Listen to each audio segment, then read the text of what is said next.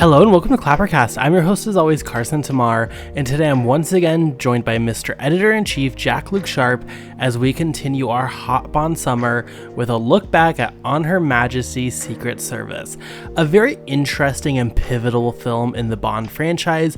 As the first one to not star Sean Connery, this film took a massive leap, and while that leap wasn't necessarily reflected in the franchise that came after it, it still is being echoed to this day in various ways, leading all the way up to No Time to Die, which directly references the film. And today we travel back in time to really analyze On Her Majesty's Secret Service, what rolls of the dice work, what rolls of the dice do not work, and ultimately where is the film as far as its legacy and place within the James Bond franchise.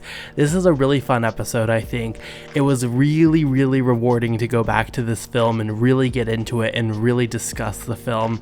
So I'm super excited for everyone to hear the episode. So without further ado, let's get to our review of On Her Majesty's Secret Service as part of our Hot Bond Summer series.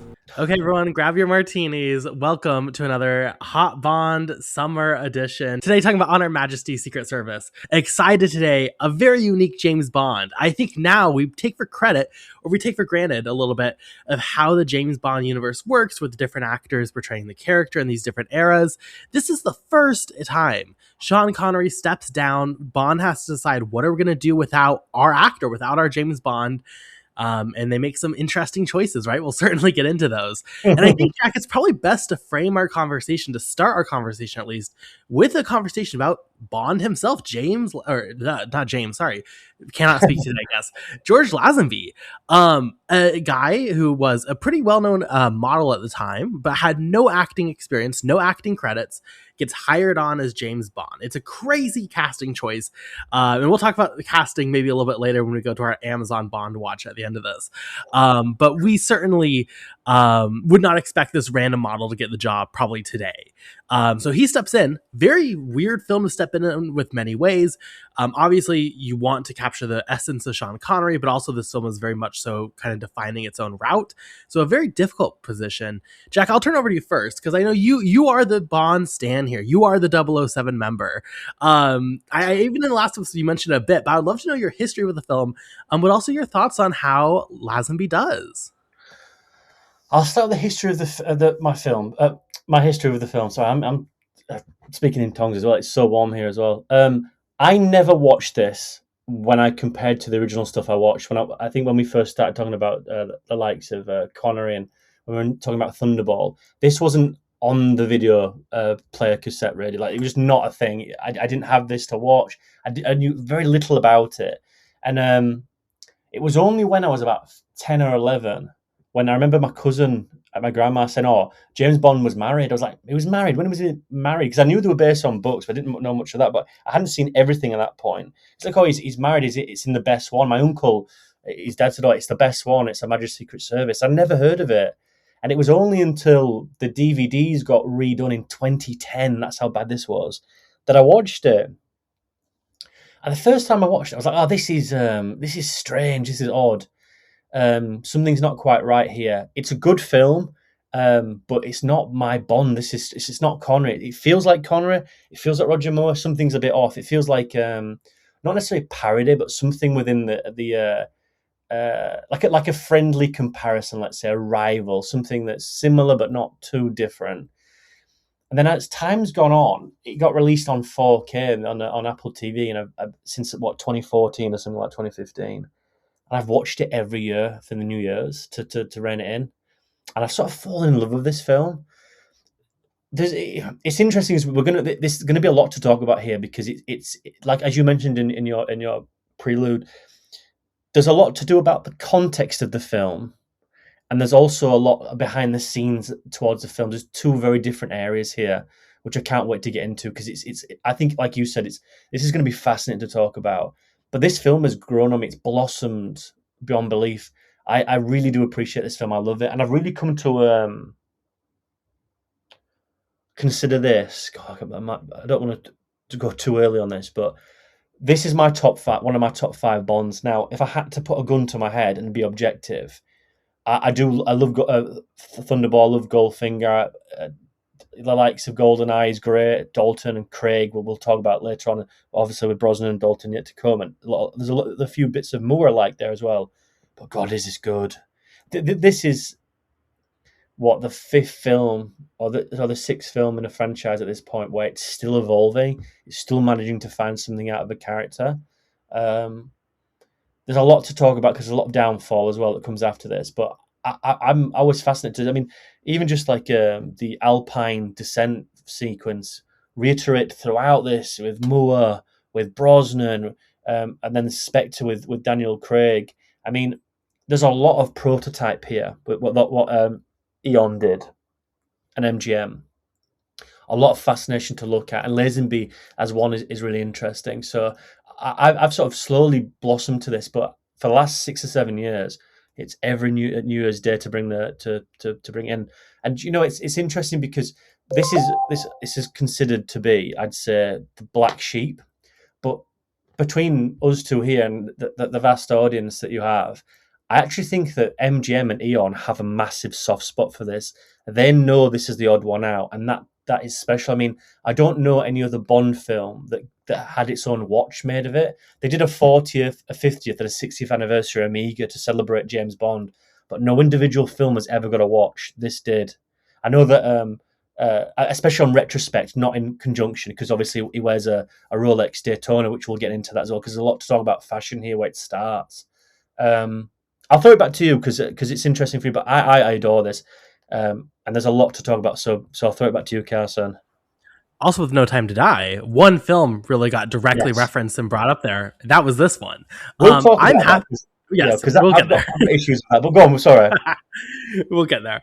I must admit, I was so excited because obviously I've seen these films once. We talked about Thunderball. I was a little bit mixed on it, but I think that conversation warmed me up quite to it. But even just like on my first viewing, I remember this film sticking out. Whether that was for good or for bad, I guess that is a debate for me back a few years ago. But I remember the setting. I remember just like this film for some reason sticking out to me. And then rewatching it now, I can safely say I'm right there with you. I love this film. I think this film is so fascinating in the evolution of James Bond, and exactly what you say. It's a series that keeps evolving. 6th entry. But also an entry with a new actor. This had every excuse in the world to try to play it safe, to try and give us something that is just, it's what modern filmmaking would do, right? Where they make this as closely resembling an older film as they possibly can. But this film subverts so many expectations, from location to conflict, the conclusion of this film. It is a film that is so intelligent, I think, and so bold in so many ways. It's also just like a beautiful film. I think the cinematography here is some of Bond's best, at least from this era. The score is fantastic. And everything, just like even the location itself. We talked a lot about Thunderball with the beautiful beaches and the water and the blues.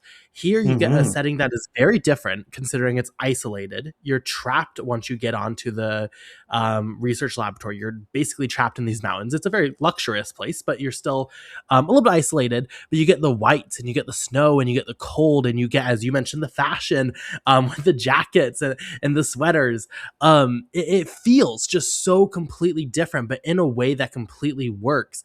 And I think really brings, it's as we talk about the evolution of James Bond, I do think it is sad that some of these kind of ideals or thoughts on how do we transform this franchise kind of got pulled back. We get Sean Connery right away back. And not that the films that follow this are necessarily poor, but you go a lot into the camp. I think there's a vision here that really could have been super impactful. I think storytelling wise, I guess you do get to a point with the Craig films. But no, I love this. I think this probably would be, it's so hard because there are like the upper echelon Bond films where it's like, it is just, 5 goes quick. But I do think this is definitely one of my favorites. And especially from this early era, I came away with just like so much respect for the film. It's a directorial debut also. I really came away with a lot of respect for this one. Yeah, there's two, I would say, if you were going to talk about the canon with the James Bond. I think if there's 2 or 3 films, and again I'm going to talk for the for the fan base in general here. There's probably 2 or 3 films that people would pick as the top tier, and I can name them here. I don't know what the third one would be necessarily, but I can name the top 2. But this one, and Casino Royale. And I think someone would probably say maybe an early Connor, maybe Go From Russia with Love. The reason why people would pick this and Casino Royale is because they go to the books almost not necessarily to the exact page, but they're incredibly keen on it. And the director of this film, I think, is it Peter Hunt, if I'm not mistaken, he was the editor of the previous films and was promised this. And I think to put it out there to context, this film is released in what, 1960? It's not 71, is it? Is it 68 or 69? I think it is. Yeah, 69. It's the summer of love. It's the summer of going to the moon. The 70s are just fast approaching. In 71 or 72, you get the Godfather. In 73, you get The Exorcist. The 70s of cinema change. The storytellers start coming in, and it gets a bit more darker, a little bit more, let's say, gritty. And I think the problem that Bond had is that Bond was not necessarily had a lack of grit in the 60s under Connery, because I think that would be somewhat silly to say. But I think it was one of those things where the tongue-in-cheek came into it slightly, and it was a bit more fun. It was an escapism, and I think Schultz and Broccoli were sort of having somewhat issues with this. I think this is the most, not so dangerous, but the biggest gamble of all the Bond films, because the era that this comes into, it either sinks or it swims. If it doesn't find an audience on the turn of the decade here, I fail to see what comes next, because where they go after that, I'm not too sure. Now, it is a gamble and it does pay off, and I think it's very bold and I think it's very brazen. But the one thing this does is, like you said, it isolates to a setting, to an ingredient that hasn't really been touched on before. A lot of Connery's early stuff is Mediterranean, Turkey, Istanbul, stuff like that. Obviously, the city, you've got a little bit of Venice in there, Austria, and he does go to Miami and he does go to America a little bit. But with the likes of, like, he goes to Japan and You Only Live Twice. But it doesn't feel to be, and obviously Jamaica is a major thing there. But it's never something akin to this. This is totally different. And again, bold and brazen, you'd have to say. But the biggest gamble here is Lazenby. And I think we spoke about this partially beforehand, but obviously Connery falls out of love with this. Says a few strange things on the press tour. Ultimately, I think it is wanting to be pushed rather than jump off the project, which is fair enough. So they know they have to do something different here. And also, I think one of the biggest gambles here is, I think if you put this into the context of a Marvel movie, because I think this only thing that's comparison to it, I think it's almost like recasting Iron Man to someone else, and that first film, yet they're trying to get someone romantically involved and they get married into it. I think that for a lot of fans, I think that would be something that they would push back against. I think here is a difficult one, but I think you have to watch it in context. But I think that's brave. I think to cast someone like this and to make him an Australian, which is also slightly off centre, I would have to say, because Bond's British, but I think the colony of Australia at the time, fair enough. But the gamble of putting someone who is, let's say, a non-actor, who's a model, and also I wanted to bring this up because we're going to know about Lazenby a lot here. I think a lot of people, and especially Lazenby himself, I think as we're going to mention this quite on the literal level, I think it's fallen into Klaus Kinski territory of, there's a lot of people say a lot of stories about these actors, or like he was selling stuff and they just found him on a street and he walked in with Sean Connery's tailor. I don't believe this. I think he was plucked. I think he was chosen. I think he looked just enough like Connery, but had something else. But more importantly, these two producers are not silly. They wouldn't pay Connery the money because they thought that the Bond was bigger than the actor, and they were proven right. And then they ultimately went back to Connery and played the hands. But these two producers are very, very smart. They know what they're doing. They picked Connery, not let's say out of thin air, but they purposely went for someone who has a looks, who they could ultimately mould. I think Lazenby's the same thing. We'll get to Moore a little bit later because that's different. They needed someone to land on the feet after what happened. We'll get into that because it's very different but somewhat similar to this. But I think it's genius in getting someone who, I don't want to say the word naive because that feels like it's somewhat of somewhat of a backhanded compliment. But I think that they got someone who they knew they could pay 275 grand, and then if it worked up, they could get a bit more money. They knew they had something. But Lazenby's not a particular type of person. He's an Australian, and if anyone knows any Aussies, they're their own breed of character, their own people, and I like that about him. I like that he walks in and he wants to fight the stuntman. I like that at the end of the film and he grew a beard and thought, "Fuck it." I quite like that type of temperament, and the fact that they couldn't hold on to him will always be a deterrent to me. It will be the biggest issue this franchise had. And we'll get into Diamond slightly a little bit later because it breaks my heart to think about what that film could have been. But I think it drops him here in the deep end massively. Not only in the opening minute has he got to be charismatic, he's got to be inviting, engaging, he's got to have the crack, but he's also got to look good looking, a fashion sense, he's got to be able to sell the karate things that I think he trained under Chuck Norris, which is quite funny. But he's also got to be a romantic. He's got to nail that relationship with Tracy. Otherwise, this film doesn't work. And I think for the most part, I think he succeeds full right. I think he's tremendous here. Within the context of who he was and where he came from, it's undeniable to say it's a risk, but he paid it back with great ambition, with great understanding. And I know that there's 20% of this film where his voice is dubbed, which I think going back, which I think is a little bit like, oh, okay. But I think he looks the part. I think he looks amazing in this film. They understand now about watches. They understand about he wears Gucci in this. He wears a Gucci sweater. He has a Gucci bag.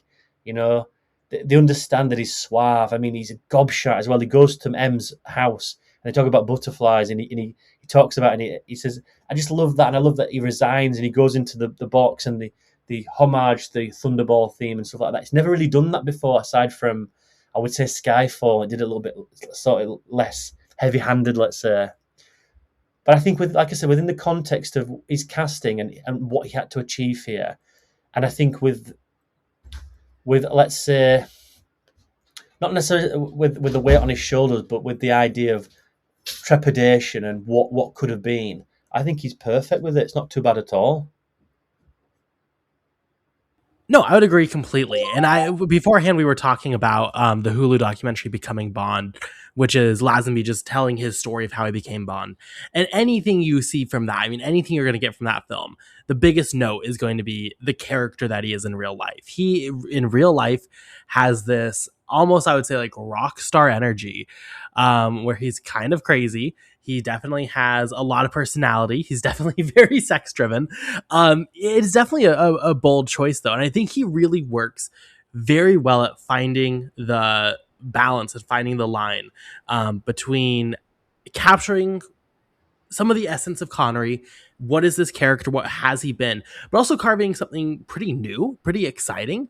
I agree. I think especially for being a non-actor. I mean, he literally did not have acting roles before this. I think he has a really great charisma. I think he really delivers. And as you mentioned, I mean, I think it's very easy for him, just who he was at the time, to be this womanizer, to be the romantic James Bond who is surrounded by these women and is just like living it up in the sexy way. But when it gets to the end and he has to have that more substantial relationship, it does work. And even the stuff here with like, this is one of the first big times we've really seen Bond at war with his own organization and feeling very frustrated and coming in conflict with them. I think he plays that internal struggle really well, where it's always fun. He has that smile on his face, but he's allowing his character to breathe and have a little bit more depth and a little bit more of his own personal worldview. I think Lazenby does a really strong job. I think it's unfair. And granted, I think most people have kind of turned around on him, but for the longest time, he was kind of like the laughing stock of the series, where people were really like, "Oh my gosh, what a disaster! He was only in one," and really trying to take the piss out of him. But I don't think that's deserved on a performance standpoint at all. It is kind of wild that, and granted, there were definite conversations about image, especially after, as you mentioned, he grows the full beard. He's on the talk shows being like, I'm not James Bond. Like, that's a character. I'm an actor. We need to let it go. So I can see why maybe there were some conflicts as far as an image of having such an iconic character, especially compared to what Connery did. But I do think, again, one of the just repeated points of this podcast, I think, is going to be they've really had something here. And it's just sad that it didn't continue, because I think there was a world where this guy has 6 Bond films and it really is something special. Yeah, I mean, in the same token as well, I think when you watch this and you look at his charisma. He has very much of a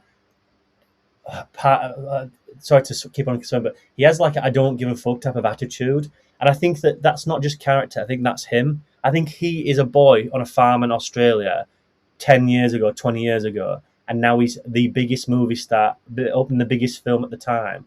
And I think it's the fact of it can't get better than this, so I'm just going to take it as. And I think that type of attitude he carries with the film really works well with the character because it's a ride. It's like this really nice wave of fun that goes with it because he's not bothered about what happens tomorrow. That's the whole ideology of Bond. It's what happens now, what happens today, and it works. I think how he sort of carries that with his image and carries that with his weight, I think it's tremendous. Like I said, I think it really works very well. The always it's going to be one of those questions. It's always going to be what if. It's one of the biggest what ifs I think in cinema. He should have done Diamonds. He should have done Diamonds. It would have been a great lineage of those two. Just the two films I think would have worked really well. And I think his comments after the fact, I think he will say one thing, the reality will be something else, and then I think the producers will say something else as well. That's the interesting one there. He then says he was signed on for, I think, 10 films, or wanted to be on for 10 films. And he was 29 when he was cast, if I'm not mistaken. Because he interviewed Timothy Dalton as well, and he was too young. They should have done Dalton. Should have done Dalton at that time. But and again, we never had the more. We have to have a history itself. It has to have an evolution. But I think I don't know where that all lines up. It's probably a bit of this, bit of that, and everything. So I don't know what to say. But he will suggest that his agent said we're going into the swing 60s, the 70s. This character's not going to be able to live as long as you think it will. He will then say that's what that was said. The producers will say he wanted more money because then he realised that when that opened up, his face was everywhere. So it's a bit back and forth. Now, what I've struggled to sort of find a common ground there is that having dealt with Connery and presumed Connery's antics of I want more money, and they were like, yes. I can understand to a certain degree when you've got a new actor who, let's say that you've found, quote unquote, and you brought to the function. If they turn around and say, no, I'm in charge now, after having 6 or 7 films dealing with someone who genuinely was bigger than ever, I can understand to a certain degree why you would push back on that. But that all being said, I would have thought there'd have been a bit of leeway, especially considering that Connery was genuinely demanding big money. But Thunderball is the highest grossing Bond film at that time. You know, I think in inflation, it is the highest grossing Bond film. So there is a little bit of demand and acceptance of actually he's deserving of it. But I just wish he would have gone into Diamonds. That film it doesn't have the emotional turmoil that the result of this film did. And where Daniel Craig comes into this is that Casino Royale is his Her Majesty's Secret Service, and Quantum of Solace is his Diamonds Are Forever. Now, Daniel Craig got to see those two films come and go. I think the framework has always been Lazenby. The fashion, the hair. I mean, what he wears in Spectre is like almost identical to what he wears in Austria. I mean, you look at the ending of Diamonds Forever on a oil tanker, and not an oil tanker, but an oil rig. And you look at the finale here with the helicopters and the SAS-like invasion of Blofeld's lair. They're only 2 years apart. It doesn't come close. And you've got one with Connery, probably because of budget, because he took up too much of the money. So it is chalk and cheese. And I think it's always difficult to look back on this and think what could have been. And it will always be that little bitter existence towards this. But, you know, I would, in the same token, I would love if Connery had done this. I would have loved Connery to show that muscle of emotional torment, to show a little bit of vulnerability, a wound of that character that I think throughout that era was desperately missing as well. It's the one thing I think that doesn't round that character to the degree of as just emotional investment. You're there for the ride and you're there for a roller coaster, if you will, but there's no genuine stakes. This with Lazenby, it's totally different. There's someone else involved now. He's married her. This is totally different for James Bond.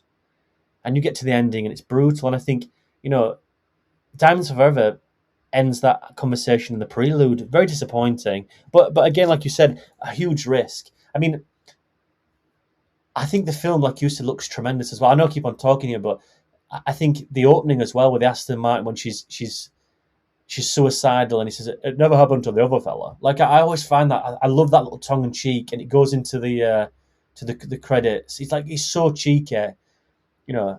Again, like there's I think not to, I know rambling here, but there's so much to talk about. One thing that this film is also set itself apart from the others is editing.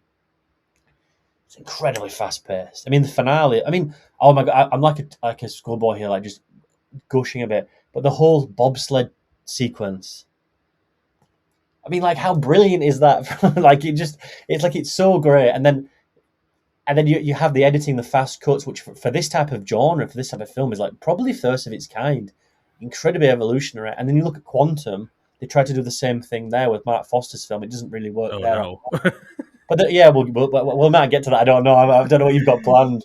But it's another misaligned film. But equally, he got to have that arc where Lazenby didn't. And Lazenby after this just went into nothing. I mean, I watched a black exploitation film maybe 2 years ago now, and he plays the villain in it, and he looked 70 in that, and it was only from 1976. I mean, he just lost the plot. He just never did anything again, and it's an interesting one because he got his chance, and it was you could probably say it was his own doing of unearthing it, but you look at the beauty in this film and its idiosyncrasies, Yeah. and it really does highlight itself. And you know, earlier on I said it was a black sheep. I don't think that's fair, because you could say that the standard here is perhaps bolder, better, and braver than anything that came before it. And quite frankly, maybe until 1987, didn't really take a risk since then. So I think that there's definitely something to say about this being peak James Bond. I mean, it very much is, like you said, upper echelon type of Bond. I mean, Hunt never returned for this as well. I know he had issues with allegedly Lazenby on set. There was like a lot of press at the time of Lazenby and Diana. I can't remember her name. Diana. What's her name? Oh, Tracy. Bond girl. I can't remember her name. Diana Rigg. I knew that in 2 seconds. Carson will Got put it. that Yep. out. Yeah, thank you. You make me look brilliant every week. Honestly. But I think there was a lot in the press about they didn't like each other, and I think the director said that he very much had to coax Lazenby to act. But in the same token, the director said, no, I just wanted him to be on his own. I want him isolated, which now would probably be more common technique to retreat your main actor away from your principal cast to get a sense of isolation. I mean, he looks amazing in his suits here as well. Looks tremendous. He's very tall, very masculine, has a very identifiable chin, very strange type of face for an actor, very round, but incredibly, like for as a masculinity, very much quite attractive as well. Like just a perfect type of Bond. But like I said, it's always what if, and I think like Diana Rigg's pretty much brilliant here as well. Which she also then went to go do the Avengers with Patrick McGowan. So there's a lot of like Bond things in here in the 60s and 70s. I'll throw it back to you because I'm rambling, but No, there's a lot. I mean, a lot to respond to, but I'm pretty much on the same wavelength. I would say rather than this being a black sheep, or rather than being, I mean, it's identifiable, and I guess like it is a black sheep in the sense that it's different, but it's different in a way that I would say is like incredibly ahead of its time. I'd even probably go into like, I don't think until 2005 we're going to touch on, or 2006, I think it is actually. I always confuse that. I don't think we're going to touch on trying to give Bond this level of substance, or this level of just like breaking the mold. Like, and that's the thing with Diamonds Are Forever. And I really, on the first viewing, did not like that film because it felt like we reached a peak where we're going to something new, and then it's right back to Connery, and not just with him, but just like in filmmaking and everything. It's like we got to bring it back, and it really is, I guess, like, how do you as an audience member engage with James Bond? If you want what Connery provides, those are going to be those classic films for you. You're going to get lost in those worlds. You're going to really enjoy that, and there's nothing wrong with that. But this is just clearly pushing into evolving the franchise again, as we mentioned, into something that is more substantial, something that is more emotional, something that is more vulnerable, with bigger stakes, with bigger hearts, with bigger plot developments at the end. I mean, at the end, this is unheard of for the Bond franchise, and here it is, like happen. Like that's crazy to think 6 films in that the franchise would completely like 180 like this. But I love that, and it just for me it is frustrating, and we're just kind of repeating ourselves, I guess. But like, it is just frustrating to see a franchise that even if what is coming next is fun and worthy in some ways, specifically, let's go past Diamonds, but like the next 10 years of Bond, 15 years of Bond. Um, Clearly there was something here. And I agree with you, like the editing is brilliant, the visuals are great. This has that unfortunate bad green screen, but because of John Glenn's Yes. editing, it moves so quickly though that it never sits with it, where it's like, oh my god, this is so horrific to see. John Glenn also very excited to revisit when he steps in the role of director for this Yes. franchise. Probably one of the more unspoken heroes of this franchise, Yes. who Agreed just with you. editor, and then director for a bunch of them. But no, and it is fascinating also the fact that I guess it's just, I think, and this did very well financially, if I understand correctly. This was well received at the time, well enough.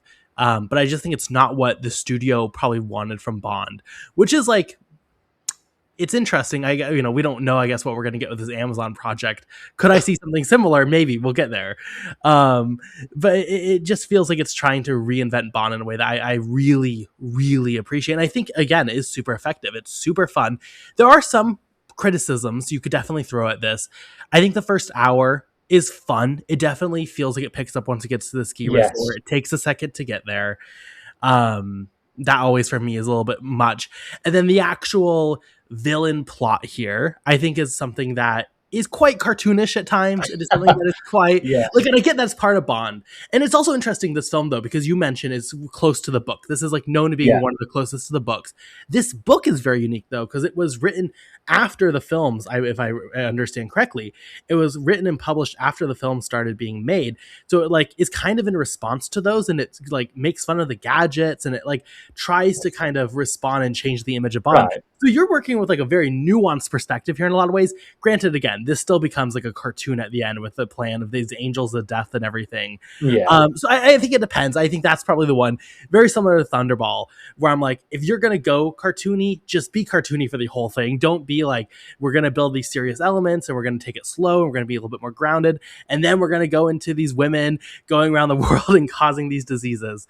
For me, that balance is a little bit off, but those would be really like the big complaints I have with it. I think this is a film that really does like hold up.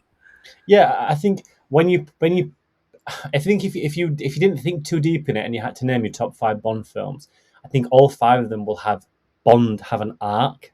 A lot of Bond films don't actually have him having a story in itself. He's just sort of a third party to the events that unfold. He doesn't have an arc per se. He doesn't go through an individual journey. I don't think he goes for one in Doctor No. He definitely goes for one in From Russia with Love. I don't think he goes for one in Goldfinger or Thunderball or You Only Live Twice. I think You Only 12 he probably does a little bit, but it's not a very good film. This, he has an arc. Diamonds Are Forever, he doesn't have one. And then you go into the other ones, he doesn't have an arc for a while. And then, but you know, then you get into the other films, and when you look at Living Daylights, he has an arc. License to Kill, he has an arc. Then you get into the Brosnan stuff, and I think some of them, GoldenEye definitely has one. The other stuff I wouldn't probably say so. But then Daniel Craig with Casino Royale has an arc. Quantum Solid has an arc. Skyfall, he has an arc. The other two, Spectre, not really, but No Time Down, he has an arc. I think it's very important for him to be able to, that character to have an evolution, or at least have a journey in himself. I mean, him being an observer or reactionary to events that unfold are fun and compelling, but there's nothing to necessarily draw you back into that journey subconsciously, because there's no, again, emotional or just investment to that character. I mean, I think like what you mentioned about the book as well, what you've got to bear in mind is that this is canon inducing as well. What goes forward with this sets the tone. This is James Bond getting married. This is not going to be forgotten about. You know, this film clearly references the films before it. It's a canon. We're not talking about individual stories here. I mean, he has a girlfriend in Doctor No and From Russia with Love, Sylvia Trench, with his Bentley. But we're starting to have canon-defining films here. You know, Goldfinger, he has his Aston Martin. Here he has his Aston Martin. but the thing about getting married, it's mentioned in For Your Eyes Only with the grave where he goes to visit Tracy's grave. Then it gets mentioned in A License to Kill with Timothy Dalton, and then it's reintroduced again with Vesper in Casino Royale. It's a canon event within the franchise. So subconsciously or not, or at least subliminally, they are beginning to dot proceedings going forward, and I think there's something somewhat freeing about that, because now the list is so long, 26 films. I think they've got to be careful about going over restepping over old ground, and we're seeing it now with the Marvel stuff. It's just repackaged garbage and shit. It's the same thing that you see like origin stories every other week, every other year. This is different because it's long standing, and I think there's a little bit of freedom in the early Bond films of like, oh, what will he do next and where will he go? James Bond's in Japan for the first time, and James Bond's in Vegas. Like, there's a little bit more freedom, a little bit more fun with these. But with that comes great responsibility about doing breadcrumbs and honouring the character. And I think here honours the character really, really well. I mean, he's an absolute gobshite in this film. He's tremendous, and especially like you said, we get a little bit of the Fleming stuff. Angels of Death are a little bit silly, and the whole thing about Blofeld with the earlobes and stuff, it's very silly, and the fact that the two have met before but they don't recognise each other is quite funny. But in the same token, I mean, in the early Bond works by Fleming, Bond had a scar down his face and had it touched up, had it changed, and there was a conversation about it here happening, but obviously that goes, it's rubbish anyway. But I think Tony Savalas as a Bond villain, genius. Kojak, just genius. Terry Savalas is. Have you ever heard the story behind Terry Savalas as well, behind the scenes? I've not. Terry Savalas is Greek, right? An absolute boy. If you ever read about him, an absolute boy, brilliant. Changed his name because he's Greek, and he didn't want anyone to think he was a communist. The issues that were happening in the Mediterranean at the time. Came over, lived in New York. Was in Hogan's Heroes. Went bald really quickly, but played a really lovable rogue. Avid gambler. And they used to do poker behind the scenes here, and he got them all in a room once, and he saw George Lazenby, and George Lazenby came in with a big bag and said, this is what I've been paid. He goes, oh, let's play poker. 6 hours later, all that money went into Terry Savalas' pocket. And then George Lazenby couldn't afford dinner one night and told Albert Broccoli and said, oh, I haven't got more money. Terry Savalas wiped me out. 2 days later, Albert Broccoli wins all the money back. Another avid gambler. Or maybe it's Schultzman, I don't know, but that's the story. And I love that. I love that camaraderie. I just love that fact that you bring someone in like Terry Savalas, who's an absolute boy. I mean, he doesn't do particularly a great deal here, but what does he need to do? It's all iconography. He sits there. Again, that is the mould going forward. It looks brilliant. They recast Blofeld in the next film from an actor that was also in You Only Live Twice. Very murky, very strange. Now he has hair, but Blofeld is bald. It's an interesting one, but I think he's brilliant here. Bar Donald Pleasance, I think he's a really good Blofeld as well, really good. And he's got that bit of camaraderie. He doesn't ever get rid of that the Greek New York accent as well. You can tell he's lived a little bit of a life. Perfect casting, especially when you consider someone who was a proper actor at that point as well, very established, who's going against someone who, again, not to say naive, because I feel that's slightly, again, backhanded and not very complimentary. But I love that dynamic where they're sitting in a room and it does feel very genuine. It does feel like there's a master at play and someone who is sort of a little bit naive, and I think it works really well. And Blofeld at the end with a brace around his neck or whatever he's got, and he sees that woman shoot her down in the car when he's driving it. There's like this really bitterness to that, like he got one over on him. And I like that. I like the fact that there's a little bit of genuine rivalry and also contextual rivalry. I think he's played really well. I think the casting overall here is quite good. I think there's a few. Joanna Lumley's here as well in a cameo. She plays one of the Angels of Death. They've got most of the cast list back. I can't remember if Desmond Llewellyn's in this. He's not in one of them. I can't remember which one it is. Who plays Q? He is in this one, yeah. Yeah, there's one that he's not in. I always forget which one it is. I think it might be one of the Connerys. It could be Thunderbolt, actually. I don't know. Anyway, there's only one part of this film where I'm like, I keep on watching. I'm like, this feels like there's something missing here, and evidently is. When he goes to London and he steals something, and he goes with the crane, Yep. and his mate helps him out with the curly hair, who looks suspiciously like the guy in Happy Gilmore who has the broken nose. I always like, do you know think? I get it. Yeah, yeah. I've always put them two together. So not prepared for that. Yeah, I know. Maybe there's a crossover that I don't know about. I don't know.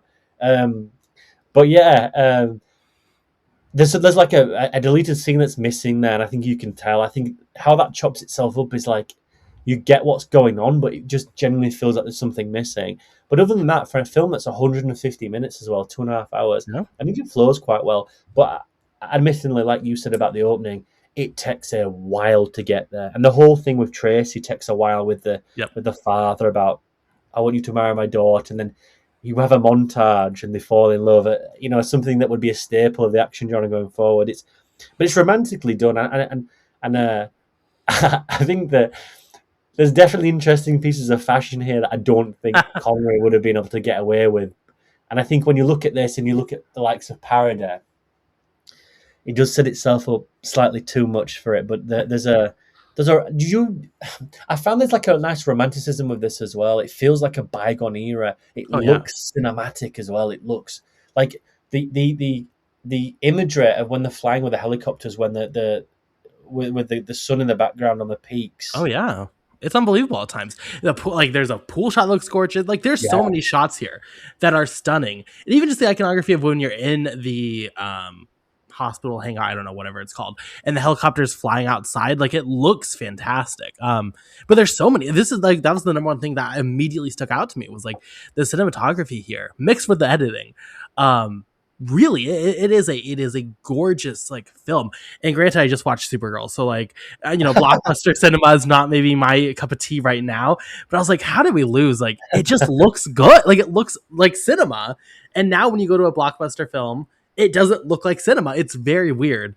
And obviously there's a lot of reasons for that. But immediately I was like, this is a beautiful. Like, there's some really gorgeous shots here.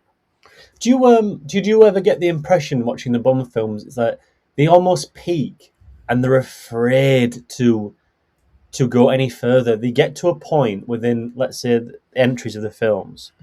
They'll go to a certain point where they'll be like, audiences, it'll be critically acclaimed, it'll be financially successful, it will alter the canon in some way, or it'll be newfound territory in a sense of, oh, this is brilliant.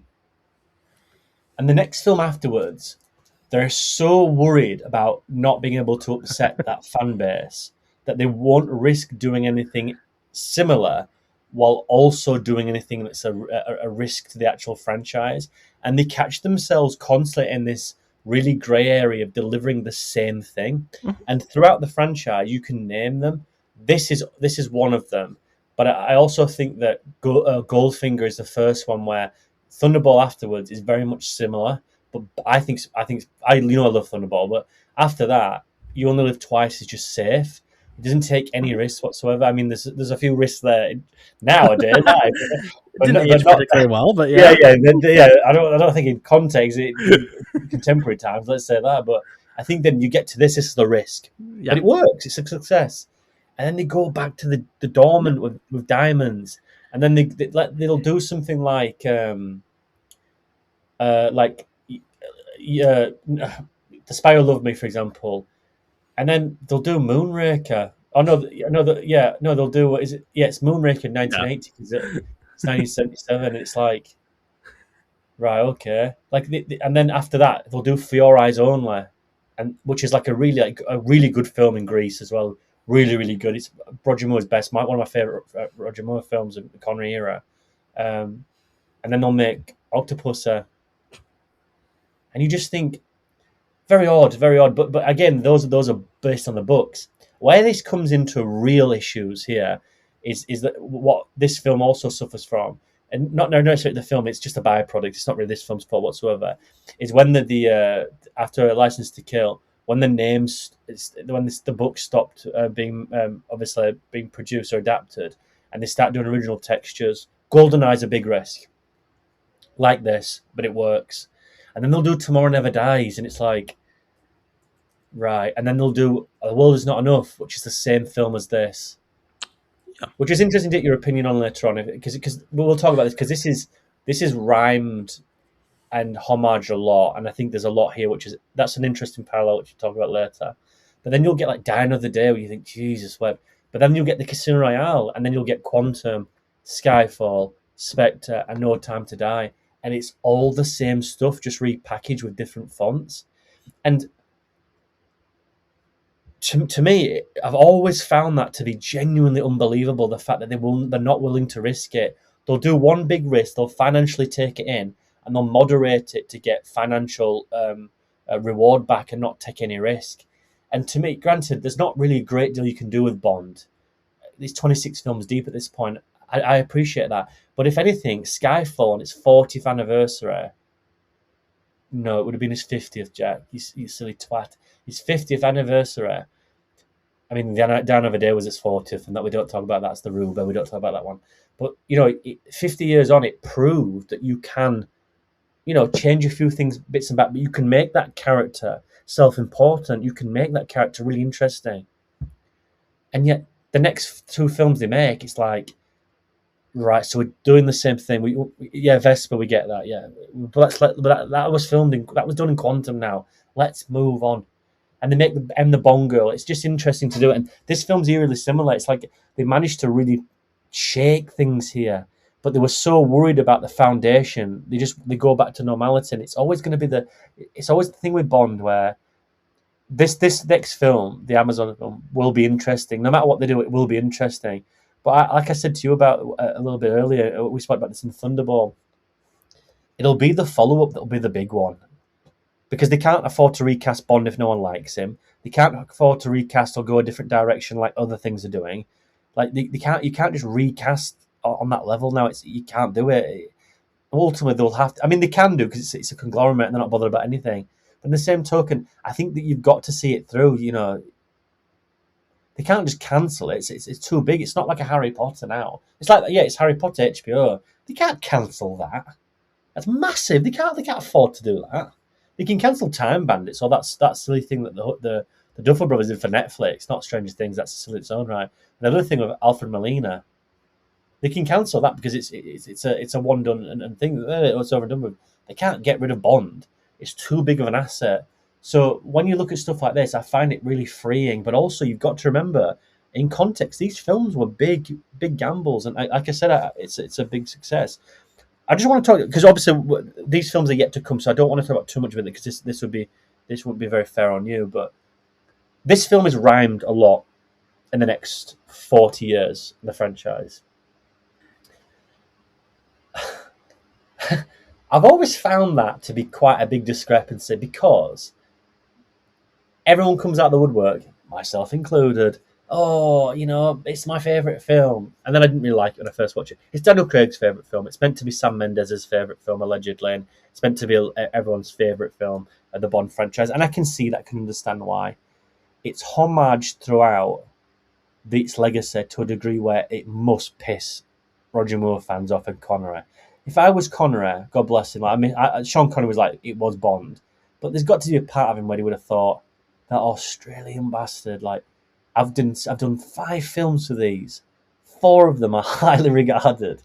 I am the defining film. And then you've got Lazenby, who rocks up, who's not interested, gets out of bed, does the role, tosses it off, thinking, I'm not interested anymore. And then that is the defining. There's a genuine beauty about that being a Bond film as well, because that is so Bond. That is so, like, it encapsulates that type of character. The World Is Not Enough primarily is a remake of this. He thinks he's found his Tracer, but he finds his Blofeld. I like that. I like The World Is Not Enough. I think it's probably his second best film there. There's only 4. You can't consider GoldenEye's like top tier. We can't really consider that Die Another Day. I think it's good until the 3rd act. I'll say that. Shoot, man. The other one I can't. Tomorrow Never Dies is okay, but it's just it's a very silly film. But again, another film that I think works really well now. Consider it the Rupert Murdoch era that we've lived through. But No Time to Die is the interesting one. Because that not only homages it, that goes a little bit too far, doesn't it? Like the Aston Martin there It and really stuff. brings it back. Yeah, and then at the end you've got the actual theme song. Song, yeah. I'll be honest with you. I've tried to get him on the podcast for ages, but he doesn't respond to my emails, which is fair enough because I know he's extremely busy. David Zarisky, right? Okay, is a Bond aficionado. He's an American Bond guy. He is the guy. The British version is Calvin Dyson. So anyone out there, go follow these people because these people live and breathe Bond. I mean, Calvin Dyson has got the first editions of Fleming. Wow. It was undeniable. But David Zarisky ultimately lives that type of lifestyle. He's got a Vanquish, a 2012, or maybe 2006 version of it, so it's a bit later than Die Another Day. Has the Watchers, lives a lifestyle. He's a Bond lifestyle guy. Really interesting type of character. Really interesting type of videos. Watch the videos. It's fascinating. He goes to all the... I mean, he we call this incel corner. It's a joke, guys. My wife's in the next room, okay? It's just a joke. But this is considered to be like, Jack imagine you see, sky is blue and the grass is green. David Zarisky has a basement of every single, he has a desk length of a poster and as much memorabilia for that film you can find. It is fascinating. For any Bond fan out there, it is the site to go to. He buys the suits from No Time to Die, the watches, and they're all his stuff. They're all investments. He's very upfront about it, very honest about its own money. He wears them. He wears the barber stuff. Really interesting type of guy. But he talks about this film and No Time to Die. I know we're going off kilter here, so I've got to be very quick. I'm just fucking talking shit here. But I agree with his sentiments because me and Jakub did the spoiler review of No Time to Die years ago in 2021. Which, by the way, is up on a Patreon. We're posting it for this episode. We're posting that back on our Patreon. Yeah. So check it out. What a strange coincidence! But I remember we because I had found out from my source who works at oh god, my mind's gone. My mind brain. He works at Pinewood. I'll say that. Oh, they do. Sorry, it's not man. It's a he or a she. It could be anything. But they told me a few bits about Bond at Pinewood, and they're always right anyway. They told me a bit about Harry Potter stuff, which is not going very well. Anyway, moving on. They were telling me sort of stuff, and we did this. Me and Jakub did. I think it must have been fucking 3 hours, and we both sort of agreed that I don't think this film, No Time to Die, earned the ability to touch this. And David Zarisky also mentioned that in his review from a while ago. He was like, it wasn't earned. And I'll be honest with you, when you watch this film and you look at that, there is a genuine, not breathtaking, because I think that's a bit too much, but there's an incredibly tenderness about that. You open the film with Louis Armstrong's, we have all the time in the world, and it means something that you don't know then. You watch the film and Goldfinger, we know that, Diamonds Forever, we know that, but we have all the time in the world. You don't really understand the assignment with that. You don't understand the agenda until the last 5 minutes. And it recontextualizes the whole thing. Whoever decided to put that in No Time to Die didn't quite understand the agenda there, because it's not deserved. I also think that sort of undermines the Billie Eilish thing, but that's another day. We'll come to that another day. But I think that it's one of the very few pieces of music here which elevates the feature, because it means something to the actual proceedings of the film in a very blunt, torturous and tender manner that's genuinely quite poignant. And I think it's very vulnerable.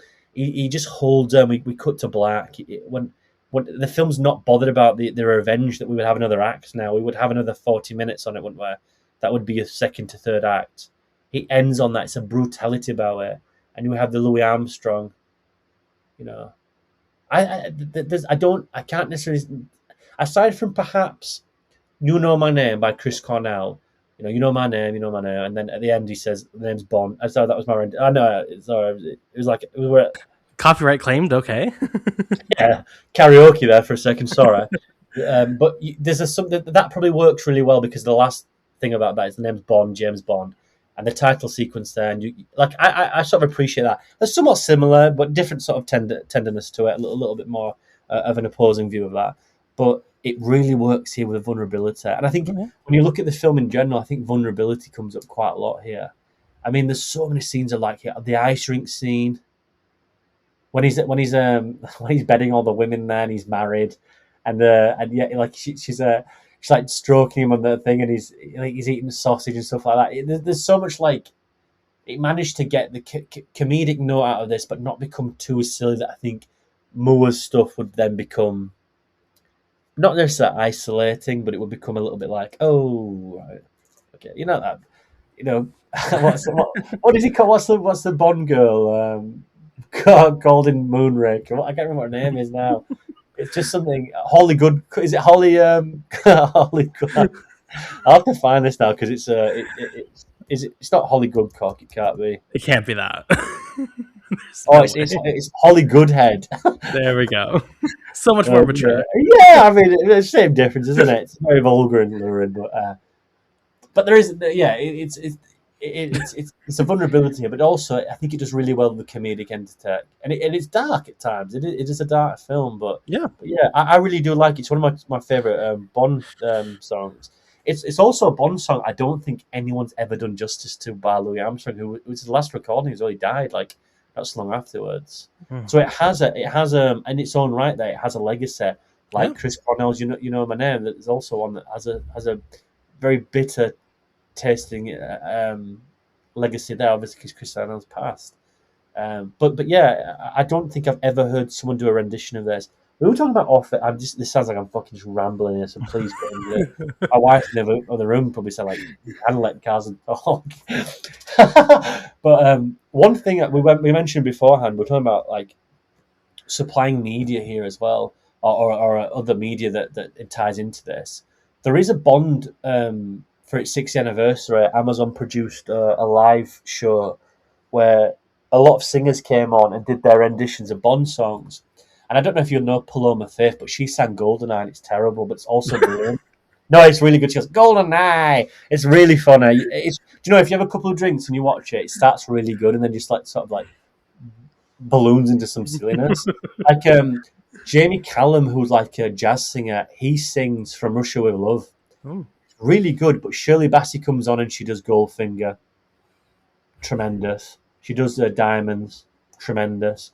And then they get like someone to just sing Skyfall. It's not Adele, and it's like, it's not very good. But they get Ella Eyre to do License to Kill. Oh, it's brilliant. Anyway, moving on. They get a guy to sing this, I think. And it's the one thing where I watch it and I'm like, it's just not very good. And it's just the one Bond song, I think very much like Skyfall. If you don't have that singer to sing it, I just think it just falls apart. It's so dependent on having that voice, that certain tenderness, which I keep on repeating. But there's a certain way that Louis Armstrong sings this. It feels like dying breath.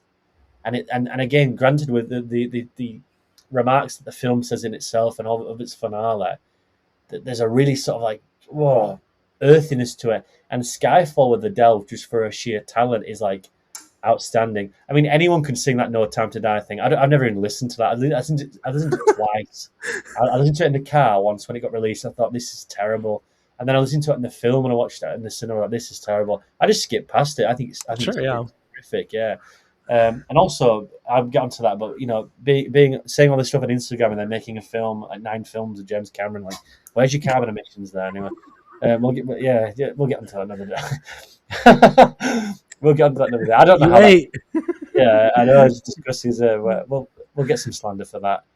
I am. I don't know. Actually, I don't know if our 2 fans listen to this. So I think I know. But I'll say as well, I am happy. I'm not miserable. I'm smiling when I talk about this to that one in particular viewer who broke my heart, says I need to lighten up. I'm the one smiling, okay? We're having a really good time. The film is dark. I've got to treat it as the respect as it deserves. It's not a very highlighting film of like happiness and joy. It's actually quite dark, but we're all smiling and laughing. We're all being fun. All fun and games. I'll throw this back to you because it's quite interesting. You consider what you saw before this. If you have to try Forget Diamonds going forward, I know it's quite tough. Do you think this loses anything without Connery, or do you think this just Oh, gains things? no, I think I mean, this is no shade to Connery, who I think gives a great James Bond. Right, we've Yeah, been on record for that. No, I think it gains tremendously from not having him. I like the fact, like, we talked about how it was sad that Connery didn't get to do this because it really would have elevated his persona as Bond. And we talked about how, like, oh, it's sad that kind of original crew and that original vision didn't go into this. I love that there's a break. I think that is, like, healthy. I think everyone here is doing really well. I think the vision of what Connery has for James Bond and some of those people who were involved in those original grouping of films, it's just not this vision, right? It's a different thing. It's a different persona. It's a different character. It's a different emotional vulnerability. Not to say it's bad, but it is not this. So I think it yeah. gains. And I like the fact that it's I like the fact that every actor, if you want to evolve this franchise, which is one that needs to evolve through the decades, it needs to evolve through different tones and genres. I quite like separating it out and letting everyone, like, really, instead of working a character towards, like, how do we get Connery's Bond to match what this film needs to be, just starting with a fresh person, a fresh character, even if it's the same name, and there are connected pieces here. I like that. So no, I definitely don't mind that at all. I think if Connery makes this either after Doctor No or after From Russia with Love, I think he nails this. I think he gets it. I think he sees the arc, sees the character, understands it, and just rides with it and nails it. I think the Connery after Thunderball is not interested in this anymore. Sees this not necessarily as a person, but as a character. Something that Roger Moore came in and understood completely. This is not real, and therefore I don't treat it as such. Dalton treat it as real. Craig, treat the character as if real. Brosnan, I think, is 50-50, and I think that's where it's brilliant and also, like, slightly lacking. But Dalton in particular came off after Moore and was like, this needs more grit. I think that Connery, after, he doesn't necessarily see this as a human being anymore, just thinks, look, I've done enough. It's all the same shit now. Nothing's evolving. We're doing the same thing. I mean, when he comes back to Diamonds, I mean, they bring back Bassett, they bring back Guy Hamilton as well, I believe. There's a lot more James Bond early isms than there would be later on because he demanded it that we need to go back to something. And I think the narrative is a little bit more simple than anything else. But in the same breath, I think he still treats that as, I'm just going to play a character. When I think Lazenby, with his lifestyle as well, envisions the role really as his own. I think that prospers, like I mentioned before. But He said he had a lot of fun in the role. I see that. Like, I I think you definitely can tell think as well. yeah, Yeah. agreed. But also, in the same token, they don't ultimately just free him away. They give him a very similar sentiment of character, which is in the book anyway. But he just still drives the Aston Martin. He still wears the watches and stuff like that. But he's still reined in slightly. But he's allowed to be able to be George Lazenby's Bond, And I think that's always going to be somewhat of a positive because I think for Live and Let Die, that's not Roger Moore's Bond. I think that's a little bit of, I need to get into this and a little bit not. I think Roger Moore's Bond really starts with The Spy Who Loved Me. I think the first two, The Man with the Golden Gun and The Live and Let Die, are like, not so like, I think it's like 60% him, 40% the producers. This is very much like 70% Lazenby and 30% the producers. And I quite like that. I quite like the freedom. But every time we talk about this, every time we talk about positives that Lazenby was allowed to have and what he gave, it still makes that final decision to me like genuinely perplexing to understand. I'd love to read Broccoli's biography or at least find genuine comments about how that went down because it's. I mean, if you think about this, Carson, within 4 films, there's 3 different Bonds. I mean, that you wouldn't get away with that now. You couldn't do that now. You couldn't do 4 Iron Man movies with 3 different Iron Man actors. Yeah. It would just look laughable. And I think back then, I mean, laughable and Marvel hand in hand. But we're being positive. We're just being positive now. So Iron Man 9, let's get it made. Whoever stars in that, I won't be watching, but that's another seat someone else can take. Positive. Anyway, going back to Lazenby, I've sort of can't remember my point now, so you might have to remind me. I just got worked up in Iron Man then. Yeah, I think casting 3 different people in 4 different Bond films. I think you could probably look at that of producers or a franchise that maybe has no idea what it's doing. And they did ultimately sort of set the sail and find common ground with Moore, but for a second, they really couldn't make their mind up, could they? Because they didn't know if they wanted to do what they were going to do, and they went back on Connery, they went back on Lazenby, and then they go with Connery again, and then like that's it. There's a lot of very strange decisions from You Only Live Twice and At Least to Live and Let Die, which is 1967 till 1973. There's a period there that's the second worst period, I'll say, of decision making since 1989 and 1995, which when Eon and MGM had issues with the Bond franchise and one wasn't made. It's the second big, and also between 2008 and 2012, 4 year gap. There's 3 major issues with Bonds there, and 2 of them was an era where they couldn't get anything made due to financial issues. Another one is because they couldn't actually make the decision to do anything that they wanted to do.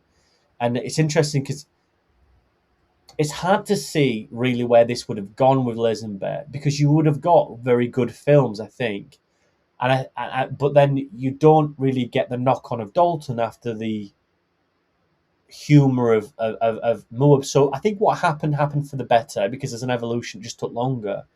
But I look at every decision here, and we talk about so much positivity about Lazenby. He must have been an absolute bastard to work with, because I can't see why they wouldn't do it. And ultimately, Well, his narrative, at least what he shares, which is obviously, yeah, take it or leave it as far as fiction or reality, is that they offered him 6 films, but he didn't want to sign the contract because it was too restrictive on the other films he could take and on his appearance and like his identity. He said he was not happy with that, so he said, no, I'm not going to do James Bond anymore. But apparently, according to him, they wanted him really badly. So take that how you will. I mean, I think there's probably some truth there. I think it's a choice. If he really did turn down a 6-film massive contract for James Bond, and looking at his career that he had, I think it's probably a little bit of a choice. But yeah. no, those films he definitely made. No, those other films he definitely made them. Right. Yeah. I mean, fair play. There's running the risks, like Connery. You can pay me or I'll go. They called his bluff. We're not paying you. Okay. What happened 3 years later? Sean, we'd like you back. Okay, you can pay me $9 million and all of that's going to charity. You can take it or leave it. But you need me more than I need you. I think Connery had he worked with on The Hill, Sidney Lumet at that time in the early 70s as well. He did The Offence, which I think is 73. But he'd done a lot of other things, and he was growing into an actor. I mean, The Hill's a fantastic film where he plays a drill sergeant. He's horrific in that film in a sense of he's so demeaning. He's brilliant in it. I think he's the drill sergeant, or he's one of the people who takes that. They have to go up a hill before. I mean, it's just so simple, but it's about like the demeaning aspects of like being in a boot camp. I can't remember if he's the staff sergeant or he's one of the soldiers. But a fabulous performance. But I think he was in a position where because he had the iconography. I mean, he was Bond, Connery's Bond. He had them. Pardon the pun here. Pardon about the texture I'm going to make. But he had them by the balls. If you don't want me, that's fine. But you'll suffer without me. And he called his bluff. I mean, Lazenby, I think, tried to do that and echo it at a point where I think if he'd done that after if he'd have done that after Diamonds, we're like, I've just made 2 films back to back. They're outstanding. You're going to have to pay me. I mean, they would have paid him. They would have had to. I think he just went too early on the idea of... But then again, he's got... If you go into his shoes there, he has everything. His name is on the placard in front of... In every cinema. His name's in Japanese. It's in Korean. It's in Hindi. It's in English. It's in Hungarian. It's in... It's in North African, like Egyptian, stuff like that. Like, you've got to bear in mind in the context of it, he is massive. And I think he probably went too early. I think he just jumped the gun and was like, I'm gonna call your bluff now. Because the other guy did, and you didn't do it, and you need me.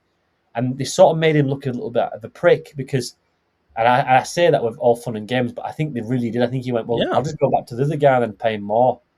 And he must have gone back and thought, I've not got Bond.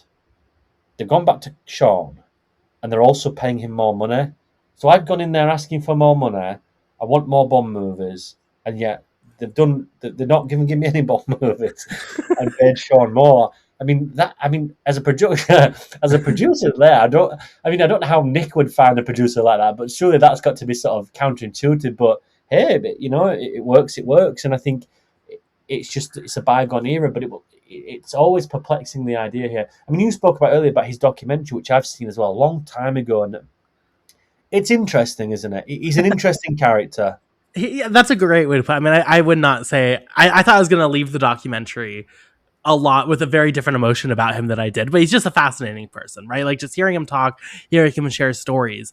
But undoubtedly, I think he was not going to settle for like anything but the way he wanted it done, and I do think he Yes. miscalculated maybe something. Like if Sean Connery after 5 films, they're gonna like not give him that power. It's a little bit wild after one film that you're like that did Yes. well on a budget, but didn't do well necessarily in like what Bond was doing. It's a little bit wild to then go like, you know what? No, actually, you need me. Like that was a miscalculation. Yeah. But you know what? I hope he was able to be his authentic self and like great for you. Oh yeah, yeah. A lot, you gotta play the game a little bit better if you want to be. I can imagine 1968 to 1973 may have been slightly difficult for him. Two new Bonds, and like, ugh.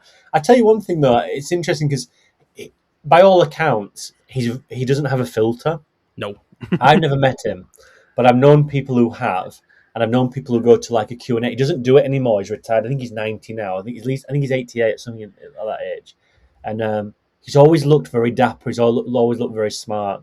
And I remember that again, David Zarisky, he did a 50th anniversary of the Majesty Secret Service, and they did a Q&A after watching the film. And someone asked him, I'm sure this is what he said. Someone asked him, "Who's your favourite Bond?" And he went, "You've just fucking watched him." Like he's still got that Australian crack of like he very much lives by and dies by the sword. And I think, like you said, authentic self. I think truthfully, you can't really. The guy went out and was like, "I want this. If not, fuck you." And they went, "Yeah, right then. I'm not going to do it." And he went, "Yeah, okay." And then it's a career that didn't really go anywhere. It didn't really take off. And there'll always be an unfortunate about that. But he'll always sit there in a bar in Australia and go, "But I was James Bond," and nobody else in that bar. And I think from a kid who was on a farm in Australia to be that big at 29, have the girls, have the watches, the cars, Savile Row suits. Yeah. I mean, we all want to go, to hit the heights. And he went to the moon, and he was there for a little bit. It's just a shame he wasn't there for a little bit longer. But I mean, as you mentioned, though, also the one he was there for is the one that keeps getting referenced. yes, Like there must be a little bit of for sure. And it must give him a little ego boost. Of course, how could you not? You can tell he's like, because if it was like a Live and Let Die, no one would give a shit, would they? They just wouldn't care. But like, oh, okay, that's the one, yeah. But because it's like the one, where it's like this is actually really good. He knows. I mean, he once said something about Daniel Craig as Bond. I can't remember what it was. It was just like a really like backhanded thing. Amazing. Or something. But he will always be the archetype of you can never, ever, ever, ever, ever call a spade because it will not. It just doesn't come out as what it is. You can't ever go against it because he proves the archetype of Bond being incorrect. I mean, he's a bruiser from Australia. He's a bruiser, like bar crawler, bruiser, and then became Bond. It's like I remember, like when Daniel Craig was announced as James Bond, and he was on the boat, and he had a life jacket on, and the British media annihilated him because he had a life jacket. It's like it was like Bond floats or something instead of something like that. It was like a really funny pun, and he got annihilated. It was like Blonde Bond, and then Casino Royale came out, and they all was quiet. I think the same happened with Lazenby. I think it's a really good testament to anyone that goes towards it now and be like, we did it at the worst time imaginable. You'll be okay now. And I think, granted, social media is a difficult presence. I think one thing is that's been really good is the James Bond who was cast in First Light. Who's an Irish kid? I can never remember his name. It's Patrick.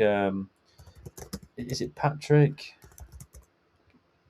Gibson? Have you? We've not talked about this, have we? Yet James Bond, the game came out, First Light. It was on my list at the end here. No, I've not played it. I've heard it's really fun though. I've completed it. I played it on Steam Okay. Deck. I had a really good fun time with it. If it's any indication of Amazon going forward, I'm somewhat skeptical because it's like an origin story. But Patrick Gibson, who plays him, who's Irish, I tell you this now, I can't see a world why it would be incorrect just casting him as Bond. I mean, like Sure. he's already entered into the canon. He's already in the zeitgeist. They're going to make more Bond. I mean, it's commercially successful, critically acclaimed as well. I To me, granted, I know that Denis Villeneuve is Villeneuve for the fans out there, and I had to do. I'm sorry, but I can understand that he wants his own vision. But if I was Amazon, I'd be like, that's our Bond. And to me, where this is going to have to get very careful here is that Denis is not going to be around for 6 films. He's going to do the one. He might be invited back for number 2. We'll have to see how it goes. But I think it'll be one and done, and it'll move on for something else. He's meant to be doing his sci-fi epic, isn't he? Not Dune Part 2, but Dune 4. Dune 5 or 6, whatever it is. But I think if I was Amazon now, I'd be like, look, that's our boy.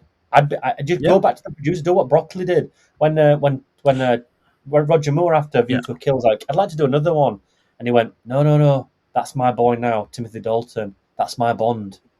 That's who we're gonna have. Like Pierce Brosnan with him. That'll be my Bond, and then he died, but that was his Bond. Barbara Yeah. Bacall and only had Daniel Craig. They never had any other choice. Like that was their choice, and they've done one and gone out.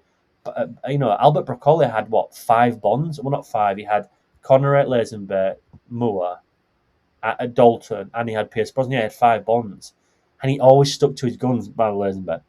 But I would have Patrick Gibson in the new Bond. I'd be like, that's our boy. Like, oh no, I want my own. I said, I don't give a shit. I would. This isn't Jeff Bezos now.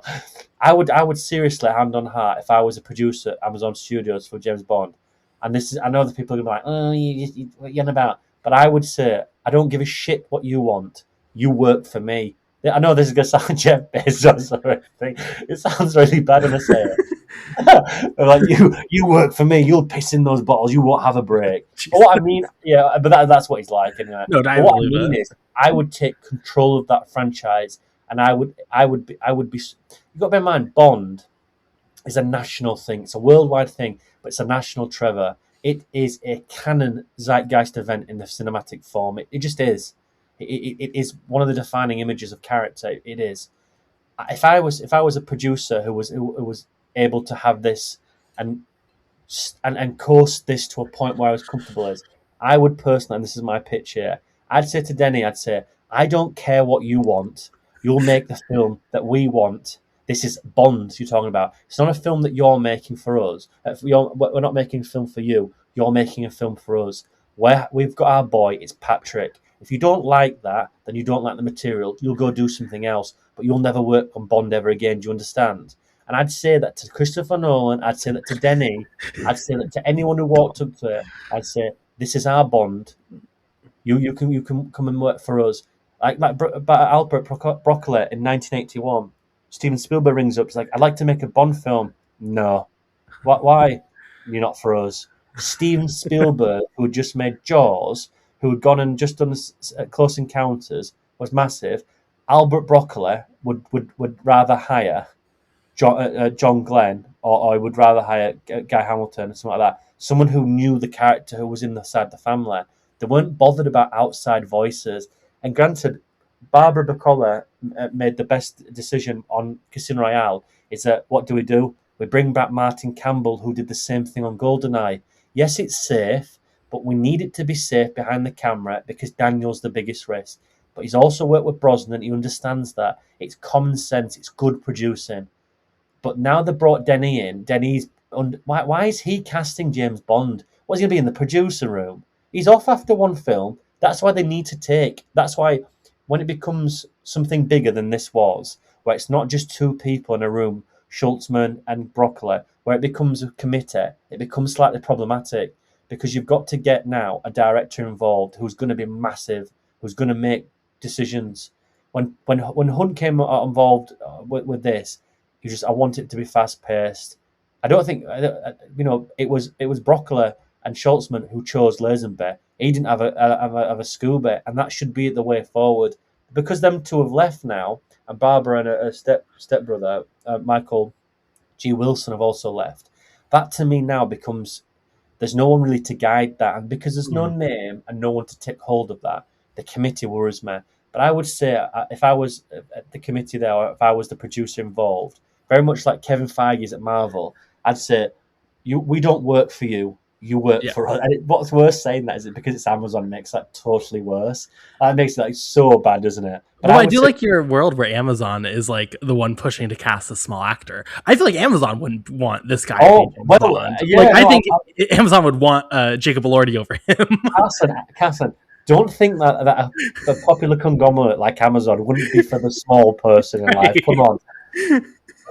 How narrow minded. Jeff Bezos wants a small Irish actor to play. Yeah, that's it, yeah. And then he's like, well, like, no, you go for the small guy, we're a small guy.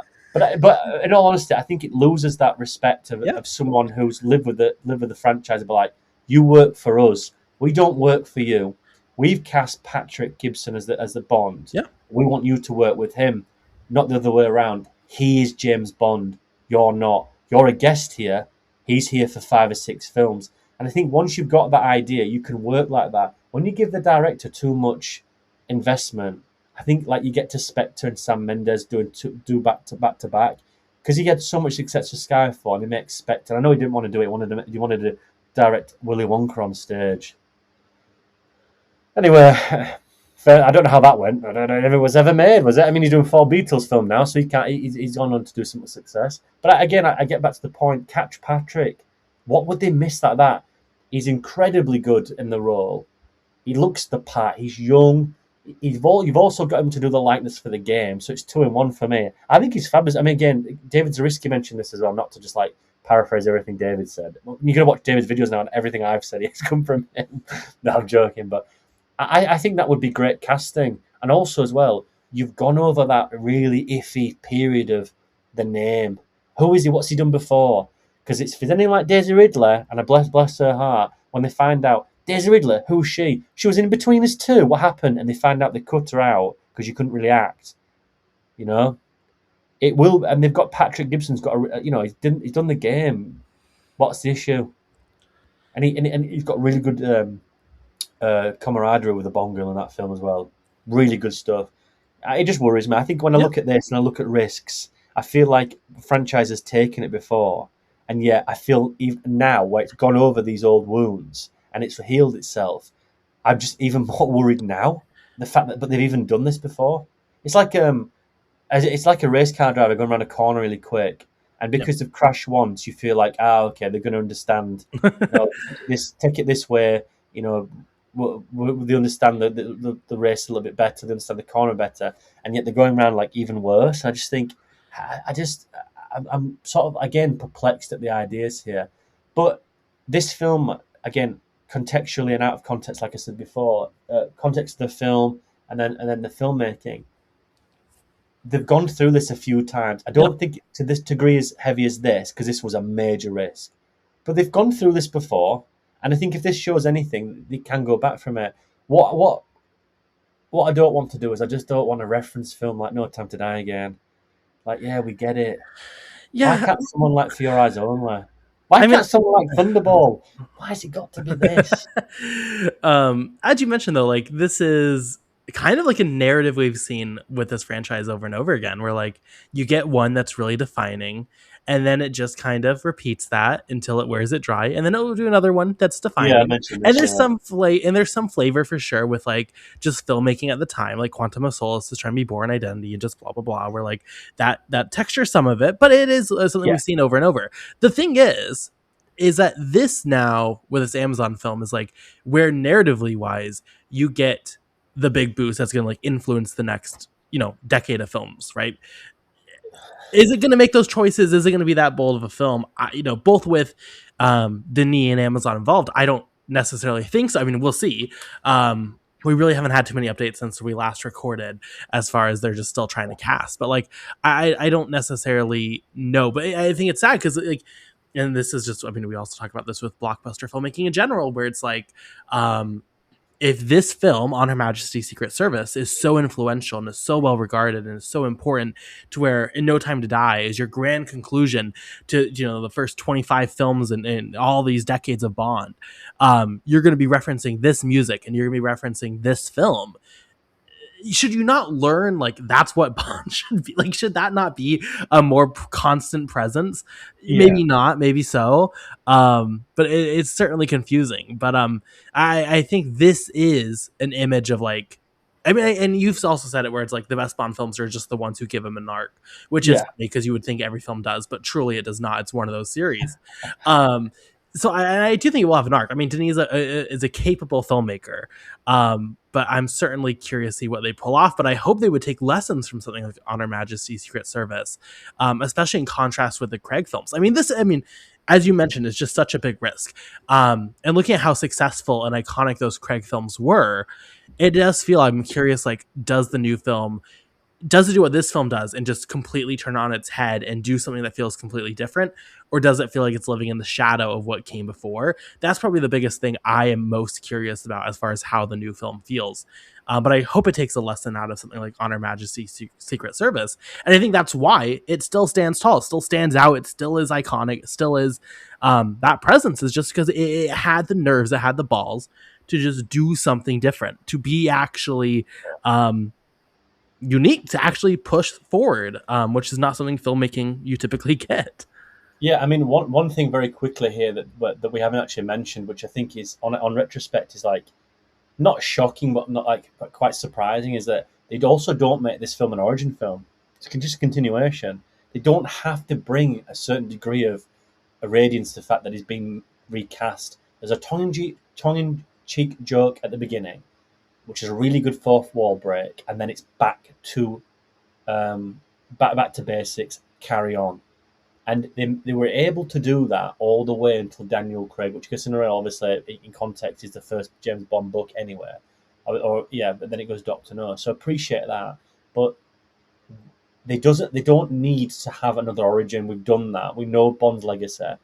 They just simply need to carry on as proceeding as normal, and not bring a great deal of character arc that we don't need, which is nonsensical training stuff. Like, I couldn't, in First Light, it's like 2 hours of training in it, but it's an origin story of a new Bond, so I can appreciate that.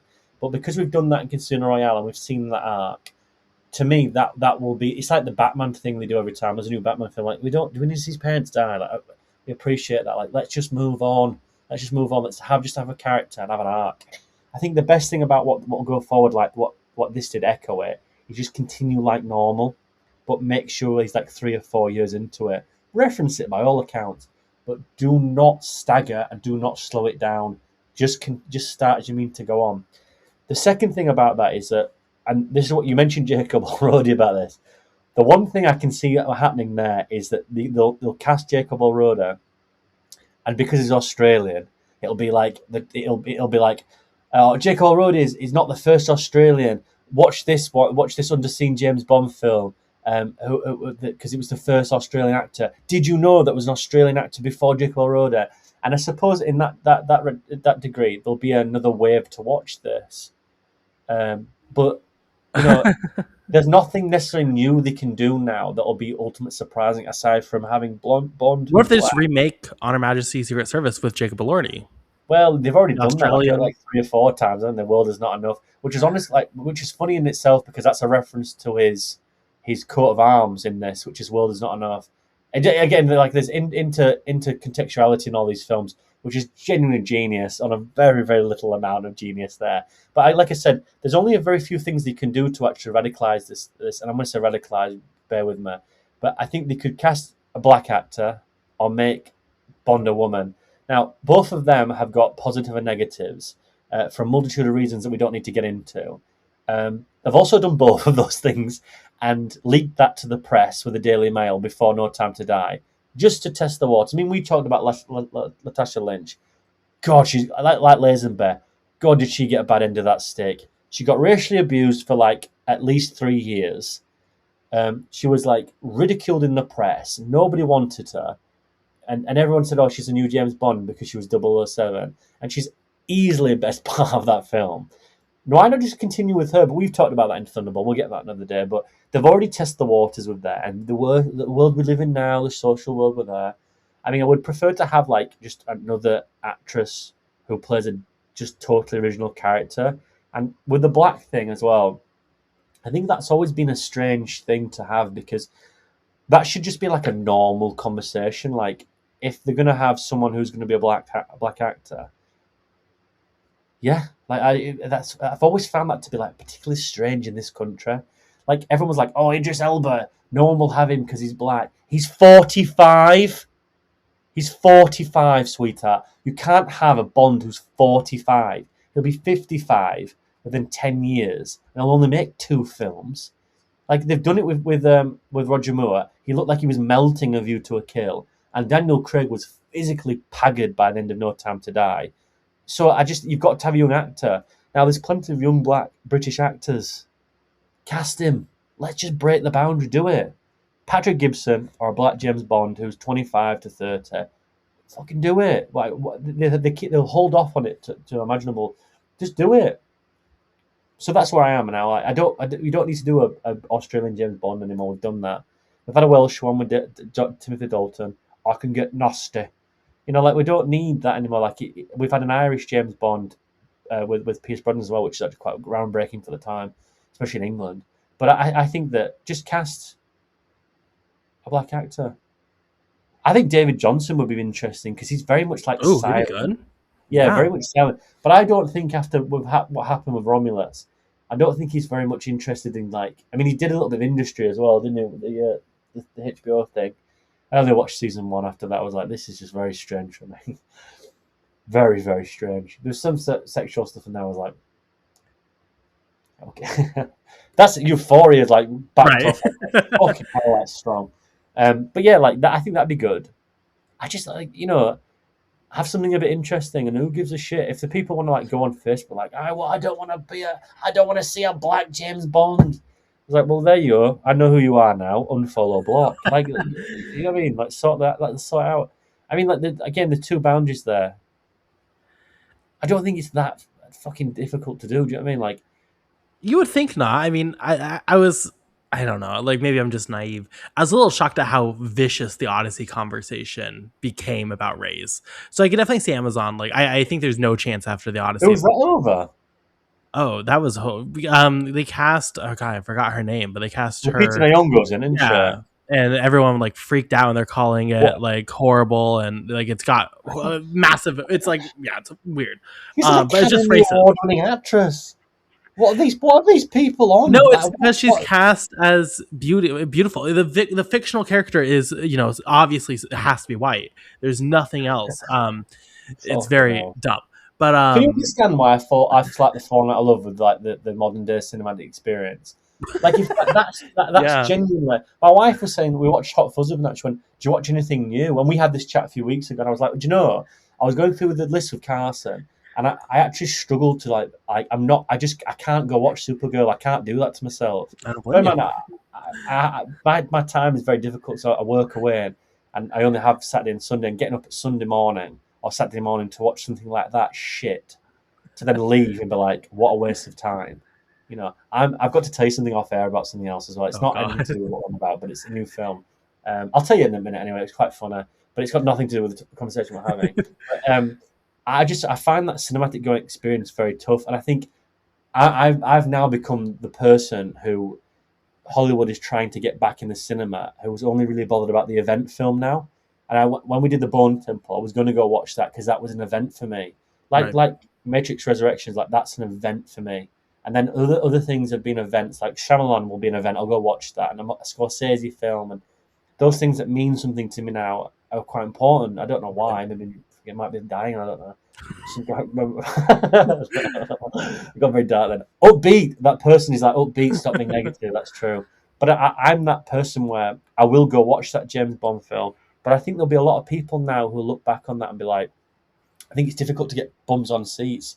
But I was going to mention this. Do you remember? You can cut this out if you want to, but I think it's relevant. Do you know since we watched The Bone Temple, we did a review on here? Yes.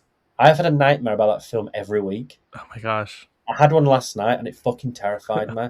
I have one every week. It's beginning to like.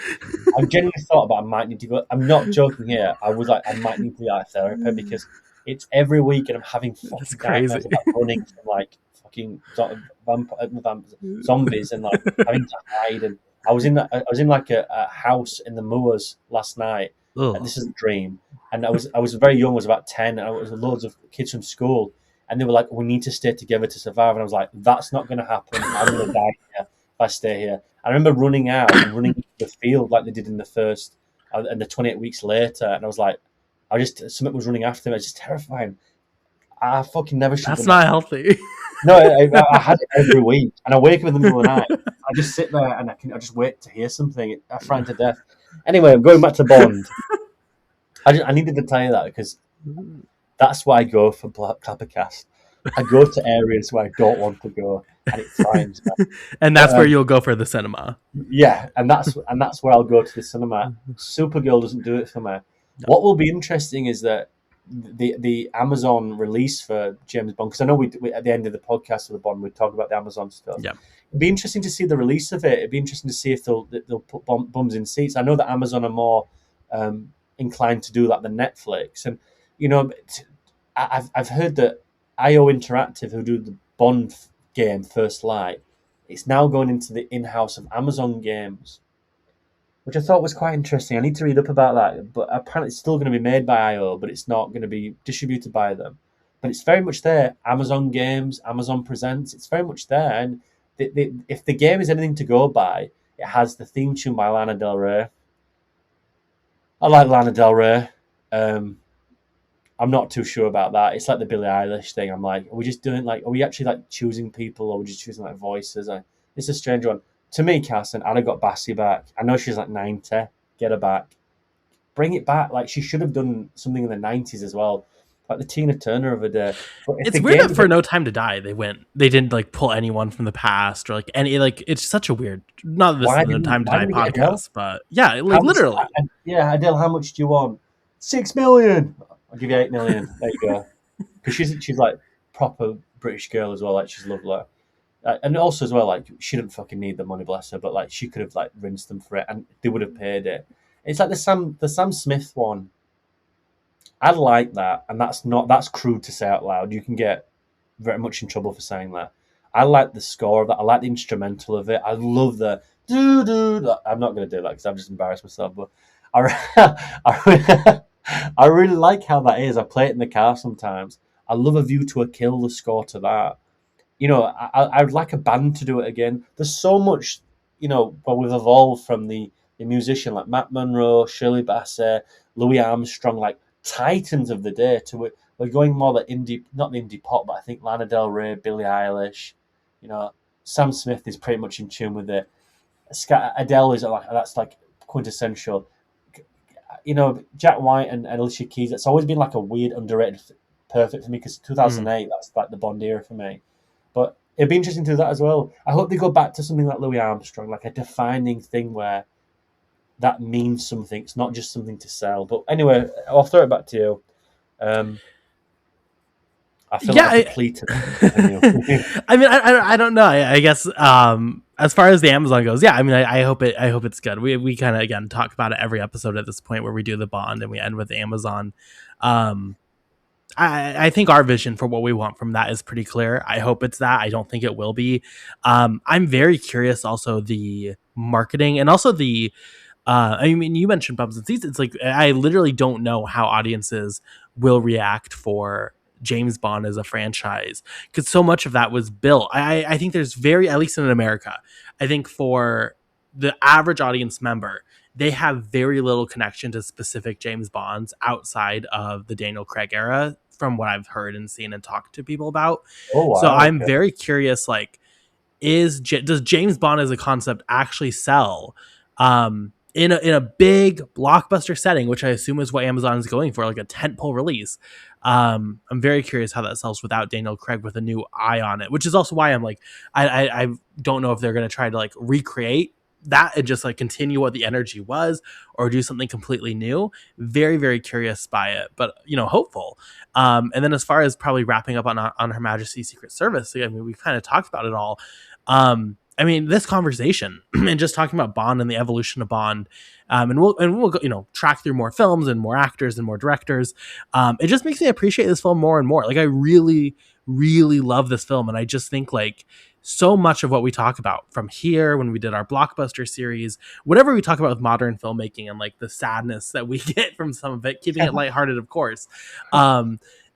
This is the antithesis of it. This is like what we want out of these films, even if it's not perfect, even if there are some flaws, even if there's some missteps. And when you take a gamble like this, there's a lot of times the gamble does not pay off, right? So I'm aware that if you just apply this idea of filmmaking, you're not always going to just get hit after hit after hit. But this is like a prime example of what you can get. And the fact that, again, as we mentioned, it's one Bond actor who kind of probably pissed off everyone involved. The fact that it's so undeniable that this is still being referenced to No Time to Die. That speaks for itself, right? It's undeniable. Yeah. You can't deny this film. So I'm really happy we talked about this. And I do have to say, I think it's one of my favorite Bonds. And I'm happy to officially be able to say that.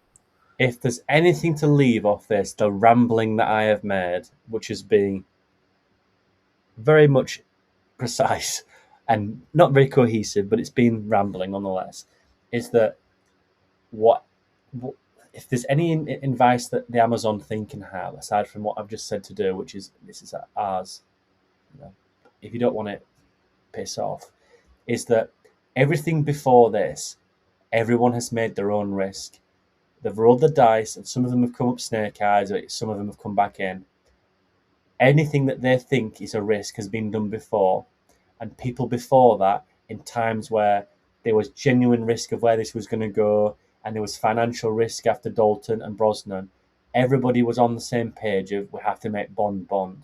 And people took major risks with casting, with narratives, with at least, not having Bond on 2 occasions, which is Lazenby and Dalton, and not choosing to go forward with that. And then again, Barbara did the same thing of not seeing out Brosnan's contract with another film and going with Daniel Craig.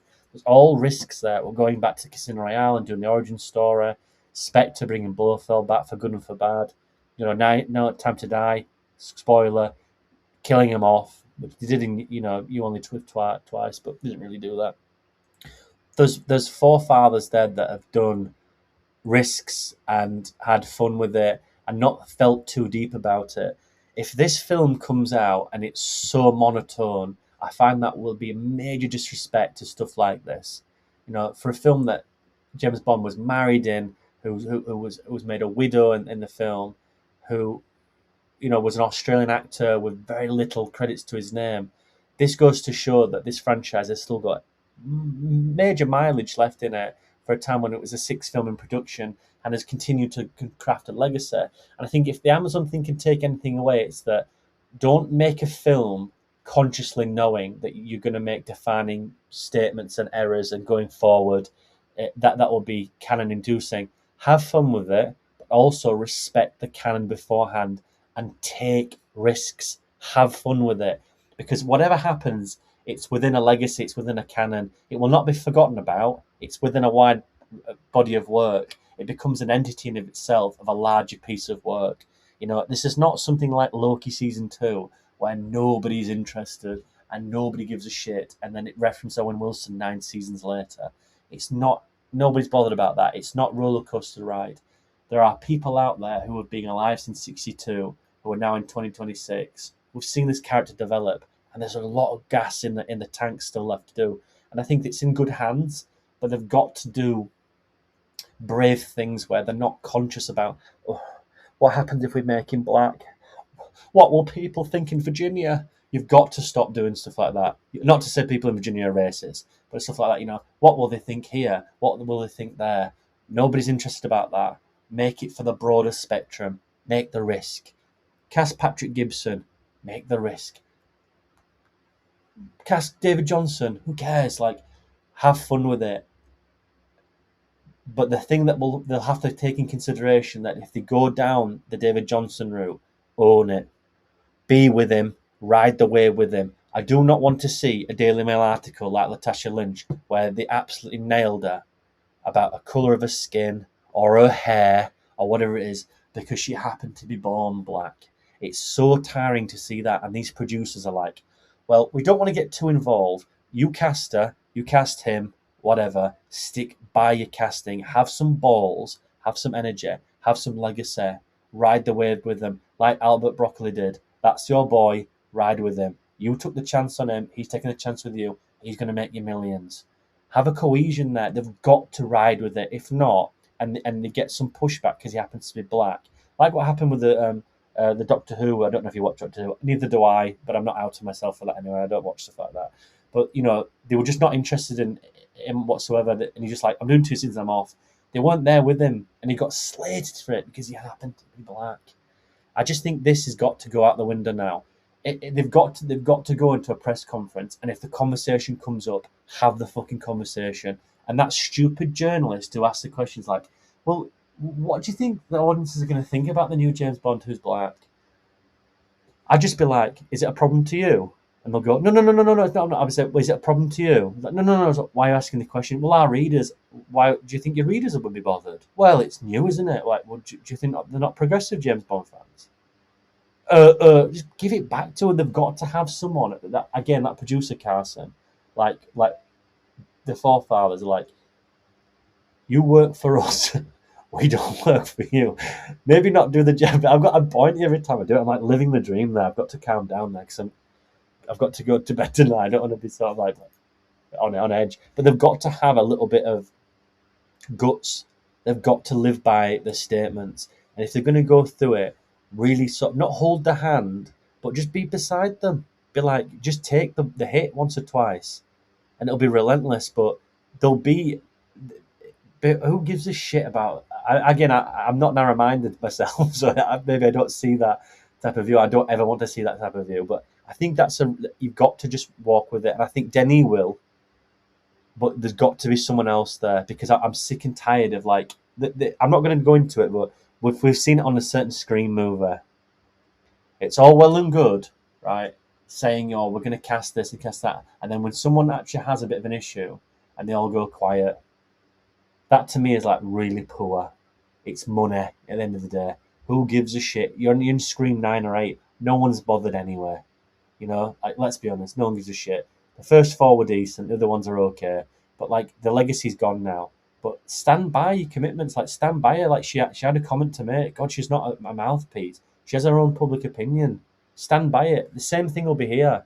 Like if he's getting annihilated because he happens to have darker skin, and no one sits in that press conference, I swear to God, I'll disown this franchise. If I'm ever having to see that where there's a press conference with the name of the film and he happens to be black and a comment comes up and not one of them defend him or is like, can you like, or just chastise the interviewer, I'll disown this franchise. I really will, because we've got to a point now where you can't feed that stupidity.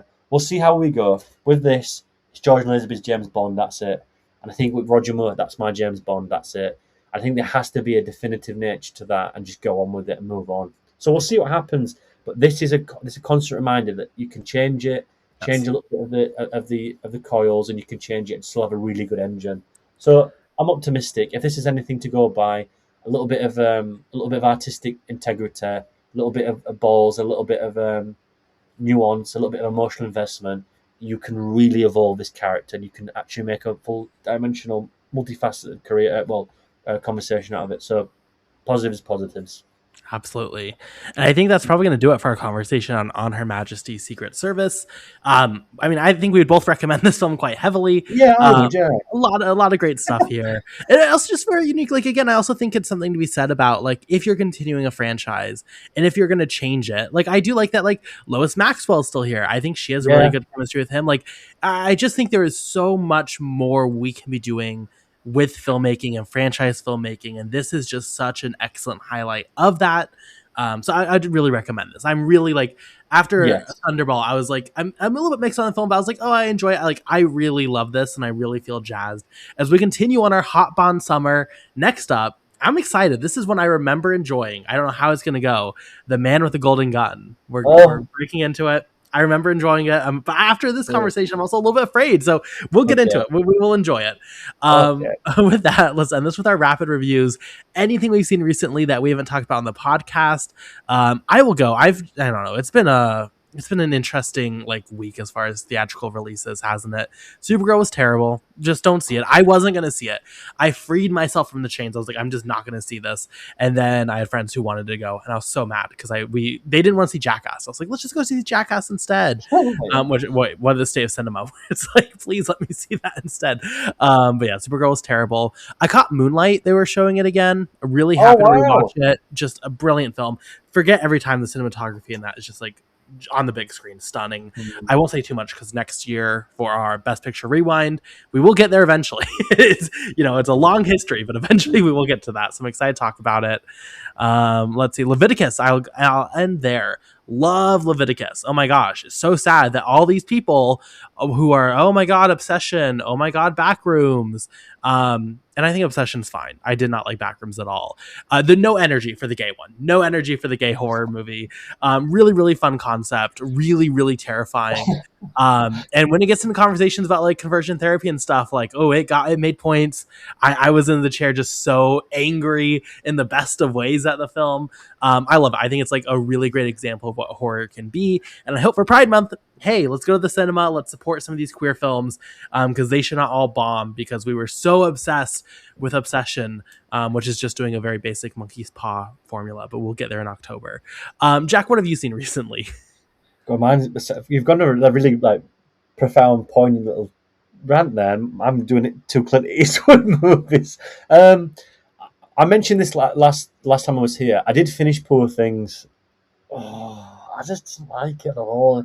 I just thought it was very like it was 2.5 hours of just the same shit every 15 minutes. And to me, I think you were right. I think it looks gorgeous, and I think there's an interesting thing about texture in that film. I think the costume design, production design, it's all very well and good, but it just prolongs the inevitable forever, forever, forever. And then you get to Christopher Abbott, and I'm like,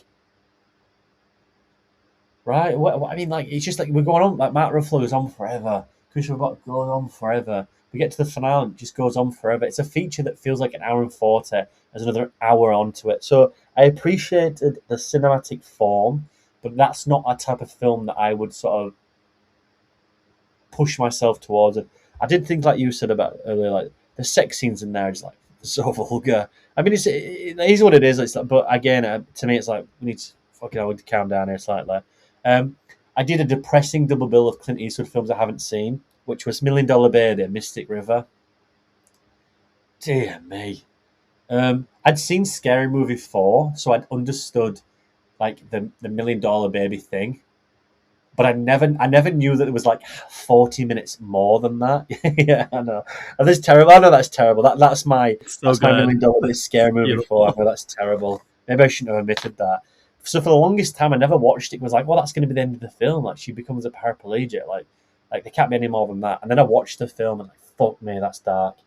That film is so hard to watch. Like, there's like 3 or 4 films where I'm like, this is so depressing. I find it really difficult to watch. That's one of them. I think for a filmmaker from Clint Eastwood, and I know that he wouldn't admittedly say this because he's mentioned before, like he didn't really see it as that type of film. He just saw it as a really good mother and daughter film. Mother and daughter, father and daughter. Fucking hell. A father and daughter film. But I know it's not a film about euthanasia, but the last 30 minutes of that has got to be the cruelest, most difficult film to watch of someone who is so full of life, then entombed within her own body. I mean, it's so dark and it's genuinely brutal. I mean, I don't know if anyone's seen it like that, but it's a very difficult film to watch. And then to just have a little bit of a pause and reflection, I watched Mystic River, which I think was interesting because I had read that Sean Penn was like, I hate this. I think got Academy Award nominated for it. I mean, it doesn't feel like a Clint Eastwood film either. It feels very strange. It feels like a Gone Baby Gone of its time, which I think this is 2000 and something. And obviously, Gone Baby Gone is 2006. So there's a somewhat lineage there. They're both in Boston. This was very dark. There's a lot of here that feels very much anti Clint Eastwood, or not even that, but very much like conversations about uh, child sexual abuse, church sexual abuse, and stuff like that, and then about not like vigilantism and stuff like that, but like police and childhood trauma. Really interesting conversation. It's a film that sort of, again, doesn't feel like a Clint Eastwood film per se, but nevertheless is an interesting venture to go into. It was a really good film, very well shot. Um, I watched The Business. You'll have never heard of this. It's got Danny Dyer in it. It was just terrible. It was not. It was like GTA Vice City that someone had like watched from memory in like Spain. It wasn't very good. I did watch Escape from Alcatraz, Don Siegel's Clint Eastwood. What a brilliant film! Where it just starts and ends. Like it's just. It doesn't need any backstory. You're there. You're there. We just enter the prison as a guy who we don't really know. We have a character arc about that. Very reactionary type of character arc. Very much like what James Bond is like to a certain degree, but very full of character. Prime for a remake, I feel. I did watch Two Mules for Sister Sarah as well. There's a Clint Eastwood thing here. Again, Don Siegel, who's a very good filmmaker, had certain troubles in his life, and in the latter years of the 70s, sort of. If you ever watch The Windmills, or I think it's like with Black Windmill with Michael Caine, you'll understand what I mean. Very good films that a director is very not interested in making. That, and I think he had a lot of issues with alcohol, if I may say so. And then I watched Shaft in Africa, which on the outside feels like a very strange film, but yet when you watch it, it's actually quite compelling and very interesting about race, about how, because he goes to France in it a lot of African immigrants go there in the film to find work, and they're just treated like shit. Slumlords come in and pay high rates off them and give nothing back. Quite interesting to have a conversation about that now. It's a film that's very much like grown a lot. It was like bastardized when it came out.